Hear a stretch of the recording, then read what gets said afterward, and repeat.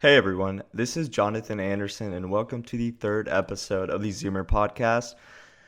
So I thought I would do things a bit different this time around, and we're gonna be going over a book. And this is actually a book I read about 4 years ago, 2017. I was a senior in high school, and now I'm a senior in college. But the book is titled How to Win Friends and Influence People, and it's written by Dale Carnegie. Now, Dale Carnegie was born in the late 1800s, and this book was written in 1936, I believe. You may be thinking, is that a Carnegie related to Andrew Carnegie? And no, it is not, even though I kind of thought they were about 4 years ago, but they're actually not. So, before he wrote this book, he actually hosted classes, and they were kind of like self-help classes. He would teach basics of, communication and relationship building to people. And in those classes, it was kind of like in a big hall, there would be people, they would share their experiences, and they would go over that experience and, learn and teach from it. So, one of the first things I want to go over in this book, and there is, I believe, 3 sections to this book, but we're going to just be covering the first section, is a story. And this book has a lot of stories, kind of like what I mentioned in the classes. The examples were shared. So essentially, Carnegie goes over the mafia, and it was about Al Capone, and he told the story, and he said, if Al Capone, Two Gun Crowley, Dutch Schultz, and the desperate men and women behind prison walls don't blame themselves for anything, what about the people with whom you and I come in contact? So, Al Capone and his gang, they got busted, sent to jail, and they had no regrets, and didn't blame themselves for getting caught or anything else. So it makes you wonder, these people you run into from work, school, or your just daily life probably share some similar things, even probably yourself. So he goes on to say, talk about another person called John Wanamaker, and apparently he was the founder of a couple of stores. And John stated, I learned 30 years ago that it is foolish to scold. I have enough trouble overcoming my own limitations without fretting over the fact that God has not seen fit to distribute evenly the gift of intelligence.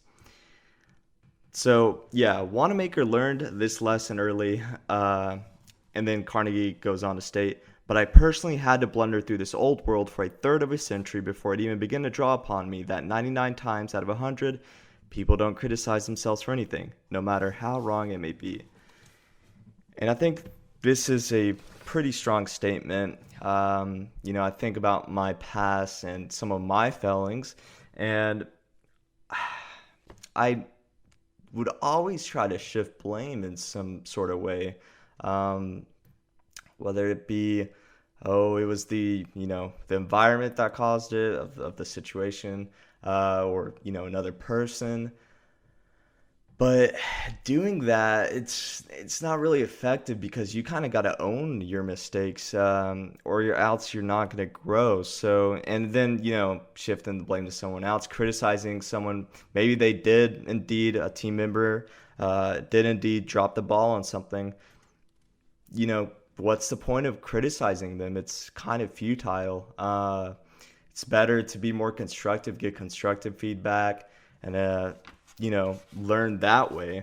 So Carnegie goes on to state, criticism is futile because it puts a person on the defensive and usually makes him strive to justify himself. So yeah, I totally agree with this. I mean, think about, calling out a person. Maybe you're doing a group project and a team member doesn't do anything. Call them out for not doing it. What's that person going to do? They're going to get defensive. They're going to, try to shift it to another person, to even you, to try to justify himself. So, Carnegie writes, criticism is dangerous because it wounds a person's precious pride, hurts his sense of importance, and arouses resentment. So yeah, totally agree with that. And this is an interesting little paragraph here. Listen along very closely. So, B.F. Skinner, the world famous psychologist, proved through his experiment that an animal rewarded for good behavior will learn much more rapidly and retain what it learns far more effectively than an animal punished for bad behavior. Later studies have shown that the same applies to humans. So, by criticizing, we do not make lasting changes and often incur resentment. So that kind of reminds me of one of my courses in college where I messed up on this essay, turned it in late, kind of didn't have any reason why, just that I forgot about it. And instead of being severely punished, as I should have been, grade wise, the professor said, "Hey," I emailed me back after I emailed him. He said, "Hey, I completely understand that happens. Just try not to get time away from you and not to let it happen again." And so, yeah, I found that that was pretty nice of him, but I kind of had that in the back of my head that I shouldn't do that again. And I never turned in a paper late after that, even in my other courses. And okay, so moving along to a pretty, I would say, interesting story is one that goes back all the way to the Civil War with Lincoln, President Lincoln. And it's one of his interactions with one of his generals. So just reading along here. The Battle of Gettysburg was fought during the first 3 days of July in 1863. During the night of July 4, Lee began to retreat southward while storm clouds deluged the country with rain. When Lee reached the Potomac with his defeated army, he found a swollen, impassable river in front of him and a victorious Union army behind him. Lee was in a trap. He couldn't escape. Lincoln saw that. Here was a golden, heaven-sent opportunity, the opportunity to capture Lee's army and end the war immediately. So, with a surge of high hope, Lincoln ordered Meade not to call a council of war, but to attack Lee immediately. Lincoln telegraphed his orders and then sent a special messenger to Meade, demanding immediate action. And what did General Meade do? He did the very opposite of what he was told to do. He called a council of war in direct violation of Lincoln's orders. He hesitated, he procrastinated, he telegraphed all manner of excuses. He refused point blank to attack Lee. The waters receded, and Lee escaped over the Potomac with his forces. So, of course, that would have probably made Lincoln pretty furious. Continuing reading. Lincoln was furious. "What does this mean?" Lincoln cried to his son Robert. "Great God, what does this mean? We had them within our grasp and only had to stretch forth our hands, and they were ours, yet nothing that I could say or do could make the army move. Under the circumstances, almost any general could have defeated Lee. If I had gone up there, I could have whipped him myself." And so, after all of this, Lincoln himself, writes down a letter in complete disappointment. And this was in 1863. So, let's read this letter. "My dear General, I do not believe you appreciate the magnitude of the misfortune involved in Lee's escape. He was within our easy grasp, and to have closed upon him would, in connection with our other later successes, have ended the war. As it is, the war will be prolonged indefinitely.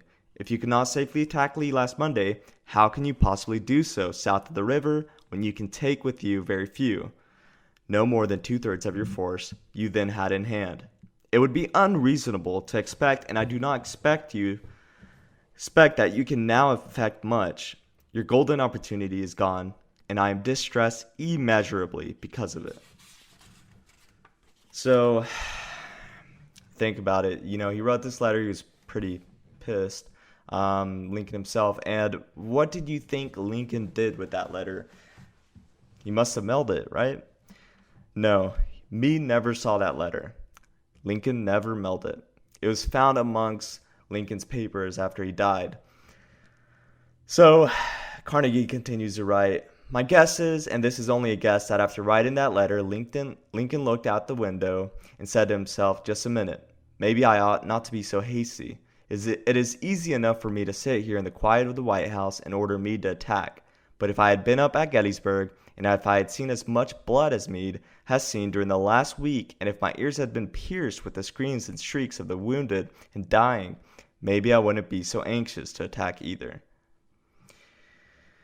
Anyhow, it is water under the bridge now. If I send this letter, it will relieve my feelings, but it will make me try to justify himself. It will make him condemn me. It will rouse hard feelings, bunch of stuff. So that's kind of what happened there.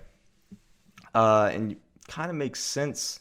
Why would he send that letter to just antagonize him? That would have just strained relations between the two even more after that blunder that Meade did.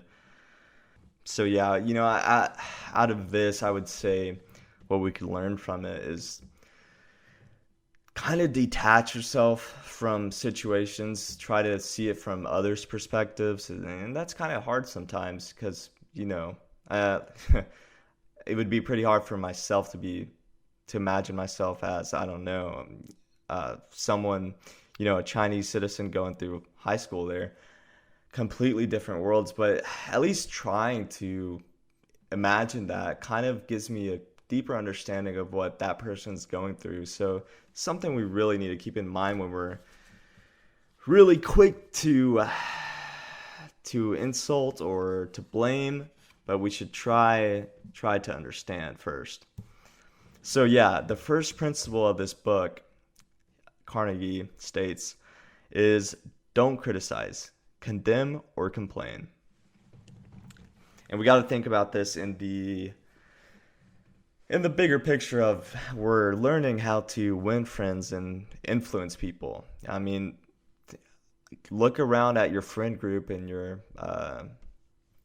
family group. I'm sure you don't have many friends who criticize, condemn, and complain at you 24/7. It's probably very little, if any. And so now chapter 2 is, I would say, a pretty interesting chapter. It talks about the big secret of dealing with people. And I guess I would love to know the big secret of dealing with people, and you would too. So let's get on to it. There is only one way under high heaven to get anybody to do anything. And this is Carnegie writing. Did you ever stop to think of that? Yes, just one way. And that is by making the other person want to do it. So yeah, what way do you get someone to do something? And I completely agree. You have to make the other person want it or to do it. That reminds me of advertising. We see all these advertisements in the world now on social media, influencers, etc. Those all serve a purpose of making you want said product or insert brand name here. I mean, it's all to make you want things. Carnegie goes on to write about a list of things that most people, just some things that most people would want in life. So number 1 is health and the preservation of life. Number 2 is food. Number 3 is sleep. Number 4 is money and the things money will buy. Number 5 is life in the hereafter. Number 6 is sexual gratification. Number 7 is the well-being of our children. And number 8, a feeling of importance. So yeah, you think about that. Almost all of those now are pretty gratified or fulfilled. But I would think that one of those is not so easily fulfilled. And that's a feeling of importance, the last one. And reading on, Lincoln once began a letter saying, quote, everybody likes a compliment, end quote. Yeah, who doesn't like a compliment? Even from a random stranger and from your friends and family. It's always nice to receive one of those. I would say it kind of works on fulfilling that feeling of importance.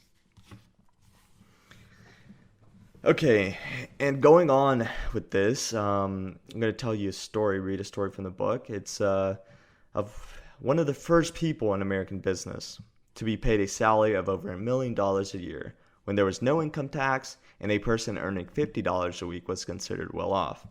This man was Charles Schwab. He had been picked by Andrew Carnegie to become the first president of the newly formed United States Steel Company in 1921, and when Schwab was only 38 years old. Why did Andrew Carnegie pay $1 million a year, or more than $3,000 a day? And remember, this is in 1930s dollars, so it's probably hundreds of millions now, to Charles Schwab. Why? Because Schwab was a genius? No. Because he knew more about the manufacture of steel than other people? Nonsense. Charles Schwab told me himself that he had other men, many men, working for him who knew more about the manufacture of steel than he did. So Schwab says that he was paid this salary largely because of his ability to deal with people. I asked him how he did it. Here is his secret set down in his own words, words that ought to be cast in eternal bronze and hung in every home and school, every shop and office in the land. Words that children ought to memorize instead of wasting their time memorizing the conjugation of Latin verbs or the amount of annual rainfall in Brazil. Words that will all but transform your life and mine if we will only live them. So the quote is, "I consider my ability to arouse enthusiasm among my people," said Schwab, "the greatest asset I possess. And the way to develop the best that is in a person is by appreciation and encouragement.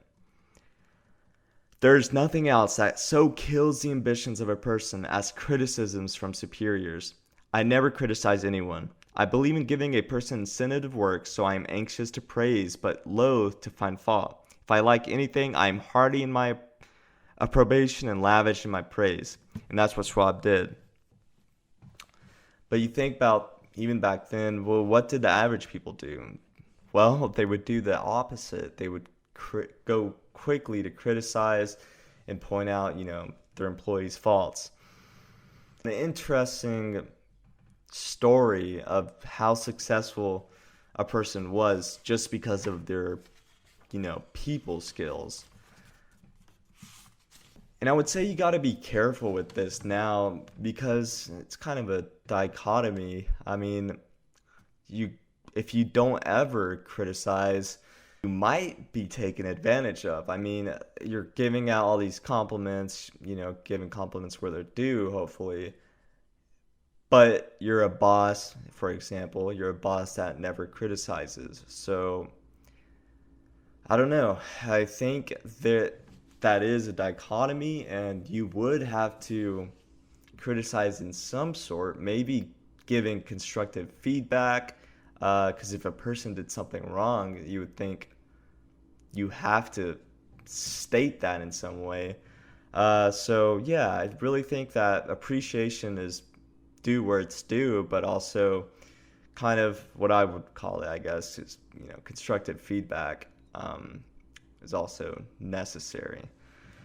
But yeah, so it's also important to have sincere appreciation, because we've probably all experienced flattery, and in the long run, flattery will do you more harm than good, Carnegie writes. Flattery is counterfeit, and like counterfeit money, it will eventually get you into trouble if you pass it to someone else. And so you might be thinking, what's the difference between flattery and sincere appreciation?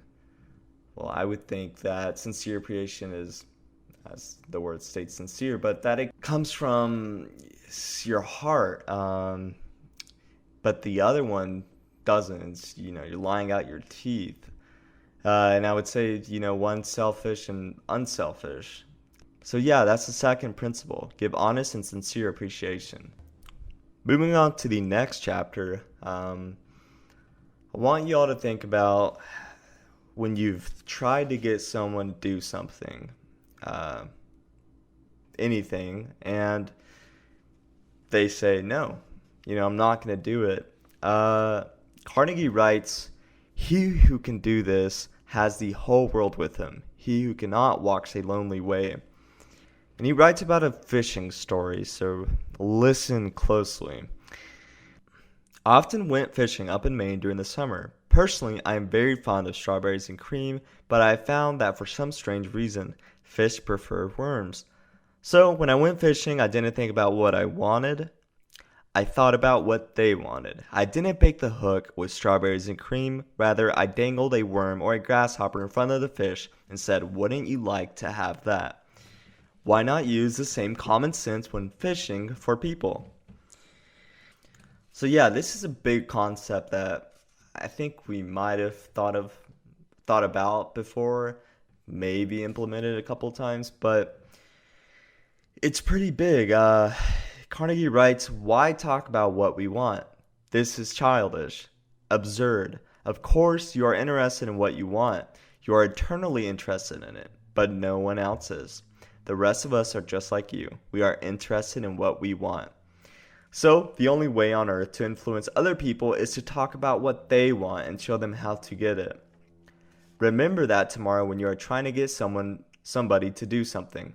If, for example, you don't want your children to smoke, don't preach at them and don't talk about what you want, but show them that cigarettes may keep them from making the basketball team or winning the 100-yard dash. This is a good thing to remember regardless of whether you are dealing with children or calves or chimpanzees. For example, one day, Ralph Waldo Emerson and his son tried to get a calf into the barn, but they made the common mistake of thinking only of what they wanted. Emerson pushed and his son pulled, but the calf was doing just what they were doing. He was thinking only of what he wanted, so he stiffened his legs and stubbornly refused to leave the pasture. The Irish housemaid saw the predicament. She couldn't write essays and books, but on this occasion at least, she had more horse sense, or calf sense, than Emerson had. She thought of what the calf wanted, so she put her maternal finger on the calf's mouth and let the calf suck her finger as she gently led him into the barn. So think about that for a second. When have we asked something of someone and it was just a completely, I'm going to phrase it as selfish ask, like, "Hey, can you do this for me?" What does that other person gain? And we phrase it as a question, not for them, but for us. It's something that we're gaining. Instead, we should try to phrase that question where they gain something from it. So, for example, say I'm applying for a couple of jobs and I'm applying for a job at a bank. And I don't know, say I write an email telling them that I'd love to work there. And of course, who wouldn't, who's interested in working at banks, love to work at X bank? But that's so generic. And, that goes back to selfishly asking for what you want. Instead, phrase that email saying, "Hey, I'm looking to apply for a job at your bank, and I would love to further the bank's mission, and et cetera, et cetera." Just talking about what you would do for them, but at the same time, you're getting possibly a job out of it. So I think this applies for, most questions that we ask in life of others, request. But I think it might not apply in every situation, but in most situations, it does apply. So really keep that in mind. And I would say, it's not limited to just a bank job, that logic. I would say you could use it in any job application. Always put yourself in the perspective of the company that you're applying to, not just yourself, of course. So this is principle number 3. Arouse in the other person an eager want. So in a nutshell, that's the 3 principles of fundamental techniques in handling people. Principle 1, don't criticize, condemn, or complain. Principle 2, give honest and sincere appreciation. And principle 3, arousing the other person an eager want. I really think that each of those has an everyday use. I can't think of all the times that I've criticized people throughout my day, even if it's just a mental thought, but that mental thought and that mental attitude carries on to, your conversations. So you really have to be careful. In giving honest and sincere appreciation, that's something I'm bad about. Even though, like, I'm really happy when someone does X thing, sometimes I don't really say anything other than, hey, thank you so much. I think I could go really a bit further in that appreciation, that sincere appreciation, with honesty. You got to be careful with flattery, right? And the last one, principle 3, arouse in the other person an eager want. And that has so many applications. Even, I would say, fast food. I can't tell you how many times they've messed up my order or whatnot. But having a good attitude while you're ordering, like, hey, yeah, I would like the number 2. It's so good, blah, blah, blah. It's kind of a silly example, but that might go a long ways in that employee's day. So, yeah, these are the 3 principles, fundamental techniques in handling people. I'm going to be going over the other parts of the book. I think there's 2 more. Probably going to make 2 separate episodes on those because it's kind of lengthy.